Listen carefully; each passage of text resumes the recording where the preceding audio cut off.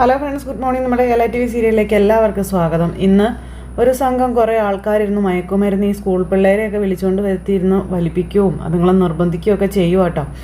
അങ്ങനെ ആ കൊച്ചിനെ ഭയങ്കരമായിട്ട് നിർബന്ധിക്കുന്ന ഒരു പോലീസുകാരോട് പറഞ്ഞാൽ നീ ഞങ്ങളെ അങ്ങ് മൂക്കി കയറ്റുന്നു, തൂഫാനാക്കി കളയുമെന്ന് വിചാരിച്ചോടാ നീ, ഇങ്ങനെയൊക്കെ പറഞ്ഞാൽ ഭയങ്കരമായിട്ട് ഉപദ്രവിക്കുകയൊക്കെ ചെയ്യുക. വലിക്കിടാൻ അങ്ങോട്ടെന്ന് പറഞ്ഞാൽ ആ കൊച്ചിനെ നിർബന്ധിച്ച് വലിപ്പിച്ചുകൊണ്ടിരിക്കുക. അപ്പോൾ അകത്തൊരാളിരുന്ന് പൂജ ചെയ്തുകൊണ്ടിരിക്കുന്നു. അയാളാണെങ്കിൽ ഭയങ്കര പ്രാർത്ഥനയും കാര്യങ്ങളൊക്കെ. അപ്പോൾ ഈ പുറത്തേ ശബ്ദം എന്നെ രക്ഷിക്കണേ എന്ന് പറഞ്ഞ് കൊച്ചു ഒച്ചയ്ക്ക് കരയുന്നു. അപ്പോഴേക്കും അകത്തിരുന്ന് പ്രാർത്ഥിക്കുന്ന അയാൾക്ക് പിടിച്ചില്ല. അയാൾ ചെവിയൊക്കെ പൊത്തി ഇങ്ങോട്ട് ഇറങ്ങി വരുവാണ്. എന്താടാ ഇവനിങ്ങനെ കിടന്ന് കാറുന്നതെന്ന് ചോദിച്ചു ഈ ഇറങ്ങി വന്നയാൾ. അപ്പോൾ ഇവനിത് വേണ്ടെന്നാണ് പറയുന്നതെന്ന് പറഞ്ഞു. ആ സമയത്ത് അപ്പുറം ഇപ്പുറമൊക്കെ ഇരുന്ന് പിള്ളേർ വലിച്ചുകൊണ്ടിരിക്കുക. അപ്പോൾ എന്താടാ മോനെ, എന്താ പിന്നെ നിനക്ക് വേണ്ടാത്തേ? അപ്പം എന്നെ വിടാൻ പറയണ സാറേ, ഞാൻ അബദ്ധത്തിൽ പറഞ്ഞു പോയതാണ്. ആ കൊച്ചു പറയുമ്പോഴത്തേക്കും എടാ മോനെ, അതൊക്കെ ഒന്ന് ചെയ്യുന്നതിന് മുന്നേ ആലോചിക്കണ്ടേ? ഈശ്വരൻ സഹായിച്ച് നിങ്ങൾ കുറച്ച് മലയാള കുട്ടികൾ ഇവിടെ വന്നു പഠിക്കുന്നു. അതിൽ കുറച്ച് കുട്ടികൾ ഇങ്ങനെ ചില സന്തോഷങ്ങൾ കണ്ടെത്തുന്നു. അവരെ ഒറ്റുക എന്നൊക്കെ പറഞ്ഞാൽ നാടിനെ ഒറ്റുന്നതിന് തുല്യമല്ലേ മോനെ എന്ന് ഇയാൾ ചോദിക്കുക. അത് ശരിയായിട്ടുള്ള കാര്യമാണോ? അപ്പോൾ എന്നെ വിട് സാർ, എനിക്ക് വീട്ടിൽ പോകണമെന്ന് ഈ കൊച്ചു പറഞ്ഞു. അപ്പോൾ പറഞ്ഞു വിടാം, നിന്നെ കൊല്ലാനോ ഉപദ്രവിക്കാനോ ഒന്നും കൊണ്ടുവന്നതല്ല. അപ്പോൾ ഈ അങ്കിളെ അങ്ങനെയുള്ള ആളല്ല. അതും കേടെന്നും പറഞ്ഞു ഒരു സാധനം എടുത്തുകൊണ്ട് വന്നൊരു സിറിഞ്ച്, എന്നിട്ട് ആ കൊച്ചിൻ്റെ ദേഹത്ത് അത് കുത്തി വെക്കാനായിട്ട് തുടങ്ങും. അപ്പോൾ അയ്യോ വേണ്ട സാർ, പ്ലീസ് എന്ന് പറഞ്ഞ് ആ കൊച്ചു ഭയങ്കരമായിട്ട് ഒച്ചയ്ക്ക് ഇങ്ങനെ കരഞ്ഞു പറയാനും ചെയ്യരുത് എന്നും പറഞ്ഞു. അപ്പോൾ എടാ മോനെ, എത്ര സന്തോഷം വരുന്ന കാര്യമാണ് നീ തെറ്റാണെന്ന് മനസ്സിലാക്കിയത് എന്ന് അറിയിക്കാനാണ്, അല്ലാണ്ട് വേറെ ഒന്നിനും അല്ലെന്ന് പറഞ്ഞ് അയാളിങ്ങനെ കൊച്ചിൻ്റെ ദേഹത്ത് മയക്കുമരുന്ന് കുത്തി വയ്ക്കാൻ തുടങ്ങുവാണ്. അപ്പോഴത്തേക്കും ഭയങ്കരമായിട്ട് ശബ്ദവും ബഹളവും ഒക്കെ. വേറൊന്നും അല്ല, പോലീസ് വണ്ടി അങ്ങോട്ടേക്ക് വന്നതിൻ്റെ ഒച്ചയാണ്. ആ ഒപ്പം വണ്ടിയിൽ സബ് കളക്ടറും ഉണ്ടായിരുന്നു. അത് മറ്റാരും അല്ല, നമ്മുടെ വേദയാണ് സബ് കളക്ടറായിട്ട് ചാർജ് എടുത്ത് തുടക്കം തന്നെ ഇവന്മാരെ പൂട്ടാനായിട്ട് ഇറങ്ങുന്നത്. അപ്പോഴത്തേക്കും അയാൾ ഭഗവതി എന്നും പറഞ്ഞുകൊണ്ട് ഇങ്ങനെ നിൽക്കുക. ഷോ ഓഫ് ആണല്ലോ എന്നും പറഞ്ഞുകൊണ്ട് അവന്മാരിങ്ങനെ നിൽക്കുക കേട്ടോ. വേദയെ കണ്ടപ്പോഴത്തേക്കും വേദ എന്നിട്ട് പോലീസുകാരോട് ചെല്ലാൻ പറഞ്ഞു, അതായത് ഇവന്മാരുടെ ആ ഇതിലേക്ക് ചെല്ലാൻ പറഞ്ഞു. അങ്ങനെ കുറേ പോലീസുകാരും അതുപോലെ ഓഫീസേഴ്സും ഒക്കെ ആയിട്ട് ഇയാളുടെ ഗോഡൗണിലേക്ക് ചെല്ലുവാണ്. അപ്പോൾ അവിടെ കുറേ ഗുണ്ടകളും ഇയാളും ഈ മയക്കുമരുന്ന് വലിക്കുന്നവരും പിള്ളേരും എല്ലാവരും ഉണ്ട്. അപ്പോൾ വേദയെ കണ്ടപ്പോഴത്തേക്ക് ഇയാൾക്ക് ഒരു പേടി. അയാൾ ഇങ്ങനെ നിൽക്കുക കേട്ടോ വേദയുടെ മുന്നിൽ. അപ്പോൾ വേദ ഭയങ്കര പവർഫുള്ളായിട്ടാണ് നിൽക്കുന്നത്. മേഡം, ഇവരെയൊക്കെ കൂട്ടി ഇങ്ങോട്ട് വരുമെന്ന് എനിക്ക് അറിയാമായിരുന്നു. പുറപ്പെട്ടപ്പോൾ തന്നെ എനിക്ക് വിവരവും കിട്ടിയതാണെന്ന് ഇയാൾ പറയാം. അപ്പം തന്നെ ഞാൻ അറിയിക്കേണ്ടവരൊക്കെ അറിയിച്ചിട്ടുണ്ടെന്ന് ഇയാൾ പറയുവാണ്. നാരായണ എന്ന് പറഞ്ഞ അയാൾ നിൽക്കുന്നു. അപ്പോഴേക്കും വേദയുടെ ഫോണിലേക്ക് കോളുകൾ വന്നുകൊണ്ടിരിക്കുക. അപ്പം ഇതിനാണ് ഈശ്വരൻ്റെ ഇടപെടൽ എന്നൊക്കെ പറയുന്നതെന്ന് പറഞ്ഞാൽ അയാൾ വേദയെ കളിയാക്കുക. ആ ഫോണൊന്ന് നോക്കിയാൽ മേഡത്തിനുള്ളതാ എന്നും പറഞ്ഞുകൊണ്ട് ഇങ്ങനെ ഇയാൾ കളിയാക്കുക വേദയെ. അപ്പോഴേക്കും മേഡം എന്നും പറഞ്ഞിങ്ങനെ അയാൾ ഫോൺ കൊണ്ടുവന്ന് വേദയ്ക്ക് കൊടുത്തു. വേദ ആ കോൾ അറ്റൻഡ് ചെയ്യുകയും ചെയ്തു. ഹലോ സാർ, പറഞ്ഞോളാൻ പറഞ്ഞു. അപ്പം മുടിയാതെ സാർ എന്ന് വേദ പറയാം. സാർ, ഇങ്ക നടക്കുന്ന എല്ലാ ക്യാമറയിൽ റെക്കോർഡ് ചെയ്യാൻ പോവുകയാണെന്നും അതിനപ്പുറം അത് ഞാൻ നിങ്ങൾക്ക് കാണിച്ചു തരാമെന്ന് പറഞ്ഞു. അപ്പോഴും സാർ നിങ്ങളിങ്ങനെ പറയുമോ? അപ്പോൾ നിങ്ങൾ തന്നെ ഡിസൈഡ് ചെയ്തോളാനും പറഞ്ഞു. അങ്ങനെ വേദ അയാളെയും പൂട്ടിക്കെട്ടി. അങ്ങനെ വേദ കൊടുക്കേണ്ട മറുപടി എല്ലാം കൊടുത്തു. അതിനുശേഷം ആ കൂടെയുള്ള ഓഫീസറോട് അവിടെയുള്ളത് മുഴുവനും റെക്കോർഡ് ചെയ്യാൻ പറയാം. അങ്ങനെ സകലതും നമ്മുടെ കൂടെയുള്ള ഓഫീസർ റെക്കോർഡ് ചെയ്തു. വേദ അകത്തേക്ക് കയറി ചെല്ലുന്നു. അപ്പോഴേക്കും അവിടെ പിള്ളേർ സെറ്റും ഒക്കെ ഉണ്ട്. കുത്താൻ ശ്രമിച്ച, അതായത് ഒരു മയക്കുമരുന്ന് കുത്താനായിട്ട് കെട്ടിയിട്ട് ആ കൊച്ചിനെ വേദ രക്ഷിച്ചു. അപ്പോൾ മേഡം അപ്പോൾ ഇവരെയും കൂട്ടിക്കൊണ്ട് വരാൻ പറഞ്ഞു. അങ്ങനെ എല്ലാവരെയും കൂട്ടി വേദ അവിടെ നിന്ന് നല്ല പുഷ്പം പോലെ ഇറങ്ങിപ്പോകുന്നു. മറ്റവരിങ്ങനെ മിഴുങ്ങുസിയാന്ന് പറഞ്ഞ് നോക്കി നിൽക്കുകയാണ്. അങ്ങനെ നടന്നു പോയ വേദയുടെ കയ്യിൽ കയറി പിടിച്ചു മറ്റേ അയാൾ. അങ്ങനെ കയ്യിൽ കയറി പിടിച്ചു കഴിഞ്ഞപ്പോൾ വേദ പിന്നെ ചുമ്മാ ഇരിക്കുമോ? ഒരൊറ്റ അടിയായിരുന്നു അയാളുടെ ചെവിക്കല്ല് തീർത്തിട്ട്. അപ്പോഴേക്കും കൂടെ ഉണ്ടായിരുന്ന പോലീസുകാർ മുകളിലോട്ട് വെടിവെച്ചു. അവിടെ ഉണ്ടായിരുന്ന ലൈറ്റൊക്കെ താഴെ ചാടി. അങ്ങനെ അയാൾക്കിട്ടുള്ള പണി നമ്മുടെ വേദ കൊടുത്തു കഴിഞ്ഞു. അപ്പോഴത്തേക്കും അടുത്ത ആൾക്കാരെല്ലാം വന്നു. അങ്ങനെ എല്ലാവരും വന്നപ്പോഴത്തേക്കും വേദ നല്ല സ്റ്റൈലായിട്ട് അവിടെ നിന്ന് പോരുക. ഈ സമയത്ത് ഗോഡൗൺ മുഴുവനും റെയ്ഡ് ചെയ്തിരിക്കണമെന്നും മുഴുവൻ ആളുകളെയും അറസ്റ്റ് ചെയ്തിരിക്കണമെന്നും എതിർത്താൽ ഷൂട്ട് ഹിം പറഞ്ഞ് നമ്മുടെ വേദി അവിടെ നല്ല അടിപൊളിയായിട്ട് പോണു. പിന്നെ അവിടെ നടന്നത് ഒന്നൊന്നര പരിപാടിയാണ്. ഇതെല്ലാം കഴിഞ്ഞതിന് ശേഷം പിന്നെ കാണിക്കുന്ന തരുണും അമ്മയും കൂടി വീട്ടിൽ വെയിറ്റ് ചെയ്യുന്നു. വേദ നേരത്തേക്കും ഡ്യൂട്ടി കഴിഞ്ഞ് വീട്ടിലേക്ക് വരിക. അപ്പോൾ വേദ വീട്ടിലേക്ക് കയറി വന്ന സമയത്ത് ഇവർ ഭയങ്കര ടെൻഷനായിട്ട് ഇരിക്കുക കേട്ടോ. അപ്പോൾ വേദയ്ക്ക് കാര്യം മനസ്സിലായി, ഇവർ വിവരം അറിഞ്ഞിട്ടുണ്ടെന്ന്. അപ്പോഴേക്കും അമ്മ എഴുന്നേറ്റ് ചെന്നു.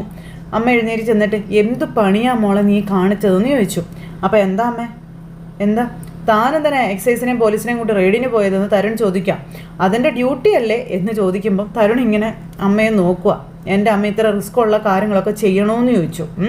അപ്പോൾ റെയ്ഡ് നടത്താൻ എക്സൈസും പോലീസും ഒക്കെ ഇല്ലേന്ന് ചോദിച്ചു. സബ് കളക്ടർ നേരിട്ട് ചെല്ലണമെന്നൊക്കെ ഉണ്ടോ എന്ന് അമ്മ ചോദിക്കുമ്പോൾ വേദയ്ക്കത് ഭയങ്കര ഇതായിപ്പോയി. വേദ ഇങ്ങനെ ദേഷ്യത്തിൽ നിൽക്കും. അപ്പം ഞാൻ വേദയുടെ ജോലിയിൽ സ്വാധീനത്തിലൊന്നും ഇടപെടുന്നതല്ല, അതൊന്നും എനിക്ക് ഇഷ്ടമുള്ള കാര്യവും അല്ല. വേദയ്ക്ക് താല്പര്യം ഉണ്ടാകില്ലെന്നും എനിക്കറിയാം. പക്ഷെ ഇങ്ങനെയുള്ള കാര്യങ്ങൾ ചെയ്യുമ്പോൾ ഒന്ന് ഇൻഫോം ചെയ്തുകൂടായിരുന്നു എന്ന് ചോദിച്ചു തരുൺ. അപ്പോൾ അങ്ങനെ നമ്മുടെ വേദ കുറേ സെക്ഷനും കാര്യങ്ങളൊക്കെ പറഞ്ഞു. അത് വെച്ചിട്ടാണ് താൻ ആ ഒരു ഡ്യൂട്ടി ചെയ്തതെന്നും പറഞ്ഞു. അന്നേരം എന്നാലും തനിക്കൊന്നും ഇൻഫോം ചെയ്യുന്നതിൽ എന്താ തെറ്റ്? എക്സൈസ് കമ്മീഷണർ പോലും എന്നെ വിളിച്ച് ചോദിച്ചു. അപ്പോൾ എനിക്ക് കിട്ടിയ ഇൻഫർമേഷൻ 100% സത്യമാണെന്ന് എനിക്ക് മനസ്സിലായി. അത് മാത്രമല്ല, ഒരു കുട്ടിയെ അപകടപ്പെടുത്താൻ ശ്രമിക്കുന്നുണ്ടെന്നും പറഞ്ഞെന്നും എത്രയും പെട്ടെന്ന് ആ ഒരു ആവശ്യം ഉണ്ടായിരുന്നു അറിയിക്കാനോ അനുവാദം കാത്തു നിൽക്കാനോ ആ സമയത്ത് എനിക്ക് തോന്നിയില്ല എന്ന് വേദ പറയാം ഇവരോട്. അതിന് നിന്നിരുന്നെങ്കിൽ ഒരു പക്ഷേ ഞങ്ങളവിടെ എത്തുന്നതിന് മുന്നേ അവർ വിവരം അറിഞ്ഞേനെ. ഇതിപ്പോൾ റെയ്ഡും നടന്നു, ആളുകളെ അറസ്റ്റും ചെയ്തു, അത് പോരെ എന്ന് ചോദിക്കുമ്പം അത് മാത്രം മതിയെന്ന് ചോദിച്ചു തരുൺ. അറസ്റ്റ് ചെയ്ത ദേവരാജനെ പോലീസ് സ്റ്റേഷൻ്റെ അകത്തേക്ക് കയറുന്നതിന് മുന്നേ ഇറങ്ങിപ്പോയി, അത് അറിഞ്ഞോ എന്ന് ചോദിച്ചേ. അപ്പം മുൻപ് പലരും അയാളെ റെയ്ഡ് ചെയ്യാൻ ശ്രമിച്ചിട്ടുള്ളതാണ്. പക്ഷെ അപ്പോഴൊക്കെ തൊണ്ടി മുതൽ പാതി വഴി ചെല്ലുമ്പോഴേക്കും അയാളുടെ ഗോഡൗണിൽ തന്നെ തിരിച്ചെത്താറുണ്ടായിരുന്നുള്ളതെന്ന് പറഞ്ഞു. വലിയ പുള്ളികളെയൊക്കെ കുരുക്കാൻ നോക്കുന്നത് നല്ലതാണ്, പക്ഷെ അതിനു മുൻപ് അതിനു വേണ്ടത് തയ്യാറെടുപ്പുകൾ എടുക്കണം. വെറുതെ എടുത്തിയാടിയിട്ട് എന്താ കാര്യമെന്ന് തരുൺ ചോദിച്ചു. അപ്പോൾ അത് ശരിയാണെന്ന് വേദയ്ക്ക് മനസ്സിലായി. അപ്പോൾ കുറച്ച് കാലത്തെ അനുഭവം എനിക്ക് ഉള്ളതുകൊണ്ട് അതുകൊണ്ട് ഞാൻ പറഞ്ഞതേ ഉള്ളൂ കേട്ടോ എന്നും തരുൺ ഇങ്ങനെ പറയണം. ഇങ്ങനെയുള്ള റിസ്ക് എടുക്കുമ്പം ആലോചിക്കണം, അത്രമാത്രം. അവർ മുഖേന സമൂഹത്തിനുണ്ടാകുന്ന റിസ്കിനെ പറ്റി ഞാൻ ആ സമയത്ത് ആലോചിക്കാൻ തയ്യാറായുള്ളൂ എന്ന് പറയാം. അപ്പോഴത്തേക്കും കൊച്ചിറങ്ങി വരും, അമ്മേന്ന് വിളിച്ച് ഓടി ഇറങ്ങി വന്നിട്ടോ. അങ്ങനെ കുഞ്ഞ് വന്നിട്ട് ഇവരോട് 3 പേരോട് സംസാരിക്കുക. അപ്പോൾ റിസ്ക് ഒഴിവാക്കി എന്താ ചെയ്യാൻ പറ്റുകയെന്ന് പറയാനൊക്കെ പറഞ്ഞ് ഇങ്ങനെ നിൽക്കുന്നു. ആഹാ, അപ്പോൾ അച്ഛൻ്റെ ശ്രദ്ധയില്ല, അപ്പോൾ അമ്മയുടെ കാര്യത്തിൽ അച്ഛന് ശ്രദ്ധയില്ലെന്നൊക്കെ പറഞ്ഞ് കുഞ്ഞിങ്ങനെ പറയാം കേട്ടോ. അപ്പോഴത്തേക്കും അമ്മ കാരണം മോൾക്ക് എന്ത് റിസ്ക്കാണ് ഉണ്ടായത് അത് പറയാൻ പറഞ്ഞു. ഇനി അത് പരിഹരിച്ചിട്ടേ ഉള്ളൂ ബാക്കി കാര്യം. നാളെ UKG പോകുമ്പോൾ സ്റ്റോറേജ് ചാർട്ട് കൊണ്ടുപോകണ്ടേ, അത് റെഡിയാക്കി വെച്ചോ എന്നൊക്കെ കൊച്ച്. അതൊക്കെ എപ്പോഴേ റെഡിയാക്കി, എന്നിട്ട് എവിടെയാണെന്ന് ചോദിച്ചു. അതൊക്കെ അമ്മ അവിടെ എടുത്തു വെച്ചിട്ടുണ്ടല്ലോ, ഒന്ന് മേല് കഴുകി വന്നിട്ട് നമുക്ക് ഒരുമിച്ചിരുന്ന് നോക്കാം. അപ്പോൾ ഗുഡ് ഗേൾ എന്നും പറഞ്ഞ് കുഞ്ഞിങ്ങനെ നിൽക്കുന്നു. അങ്ങനെ വേദ കുഞ്ഞിനെ സമാധാനിപ്പിക്കുക, എന്നാൽ വേഗം റെഡിയായി വരാൻ പറഞ്ഞു. അപ്പോൾ പരാതി തീർന്നോ? പരാതി എന്താ അച്ഛമ്മ ഇപ്പോൾ പറയണ്ടേന്ന് ചോദിച്ചു. അപ്പോൾ പരാതി പിൻവലിച്ചു എന്ന്. പരാതി പിൻവലിച്ചു എന്നും പറഞ്ഞ് കൊച്ചിങ്ങനെ നിൽക്കുക. അപ്പോഴത്തേക്കും നമ്മുടെ വേദ ഫ്രഷ് ആനങ്ങ് പോയി. പിന്നെ നമ്മുടെ അച്ഛനും മോളും കൂടി ഇരുന്നുള്ള സംസാരവും കാര്യങ്ങളൊക്കെ. അപ്പോൾ ഇതൊക്കെ കണ്ട് നമ്മുടെ അമ്മ ഇങ്ങനെ നോക്കി നിൽക്കുക. അപ്പോൾ കൂട്ടുകാരീനെ അച്ഛൻ സ്കൂളിൽ വന്ന് വരട്ടണമെന്ന് മൂക്ക് നോക്കി 2 ഇടി കൊടുക്കണം, അതോടുകൂടി അവൾ ഇതായിക്കോളൂ എന്നൊക്കെ പറയാം. ഇതൊക്കെ കേട്ട് അമ്മ എങ്ങും ടീച്ചർ വരാൻ പറയുമ്പോൾ അച്ഛൻ വന്നാൽ മതി കേട്ടോ, നീ കൊള്ളാലോടി എന്ന് പറഞ്ഞ് തരുൺ ഇങ്ങനെ ഇരിക്കുക കേട്ടോ. അപ്പോഴത്തേക്ക് നമ്മുടെ അച്ഛമ്മ വന്നിട്ട് അച്ഛൻ്റെ അതേ സ്വഭാവം തന്നെയാണ് കേട്ടോ മോൾക്കൊന്നും ഇങ്ങനെ പറഞ്ഞുകൊണ്ട് ഇങ്ങനെ നിൽക്കുന്നു. അപ്പോഴത്തേക്കും വേദ ഇതകത്ത് നിന്ന് കേൾക്കുക. അപ്പോൾ വേദയ്ക്കത് കേട്ടപ്പോൾ ഭയങ്കര ഒരു വിഷമവും കാര്യങ്ങളും. പെട്ടെന്ന് വിക്രം എന്ന് പറയുന്ന മനുഷ്യന് ഓർമ്മയിൽ വന്നു. വിക്രം ഓരോരുത്തരും ഇടിക്കുന്നതും പഞ്ചറാക്കുന്നതും ഒക്കെ വേദ ഇങ്ങനെ ആലോചിച്ചുകൊണ്ട് നിൽക്കുക. അപ്പോഴത്തേക്ക് അമ്മയെന്ന് വിളിച്ച് ഓടി വന്നു കേട്ടോ മോള് അമ്മയ്ക്കരികിലേക്ക്.